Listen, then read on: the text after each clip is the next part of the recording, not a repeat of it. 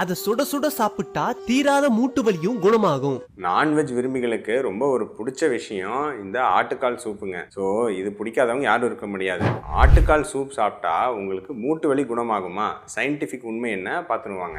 நார்மலாக கறி சாப்பிட்றதுக்கும் ஆட்டுக்கால் அந்த சூப் அந்த மாதிரி குடிக்கிறதுக்கும் என்ன வித்தியாசம் அப்படின்னு பார்த்துருவோம். நார்மலாக நம்ம கறி சாப்பிட்றது மெயினாக அதில் இருக்கக்கூடிய புரோட்டீன் கண்டென்ட்டுக்காக. ஆனால் இந்த ஆட்டுக்கால் சூப்பில் முக்கியமான விஷயம் இருக்குங்க. என்னென்னா நம்ம அந்த ஆட்டுக்கால் அதை சுற்றி இருக்கிற ஜவ்வு அதை வந்து நம்ம கொதிக்க வைக்கும்போது அதுலேருந்து கொலாஜன், அதாவது மெயினாக நம்ம திசுக்குள்ள இருக்கக்கூடிய முக்கியமான புரோட்டீன், அப்புறம் வந்து பார்த்தீங்கன்னா ஜெலாட்டின் அண்ட் கிளைகோசமினோ கிளைகான்ஸ் அப்படின்னு சொல்லுவோம், கான்ட்ரைட்டின், அந்த மாதிரி இதெல்லாம் வந்து நம்ம ஜவ்வோட ஒரு ஸ்ட்ரென்த்துக்காக நம்ம உடம்புல இருக்கிறது. இந்த மாதிரியான விஷயங்கள் வந்து இதோட சேர்ந்து உங்களுக்கு சில வகையான அமினோ ஆசிட்ஸ், கிளைசின் அப்படின்லாம் சொல்லுவோம். இதெல்லாம் அந்த ஆட்டுக்காலை கொதிக்க வைக்கும்போது அந்த சூப் அந்த தண்ணிக்குள்ள உங்களுக்கு ரிலீஸ் ஆகும். அதை தான் நம்ம மெயினாக வந்து குடிக்கிறோம். சரி, இதோட பயன்கள் ஏதாவது இருக்கா அப்படின்னா மெயினாக இந்த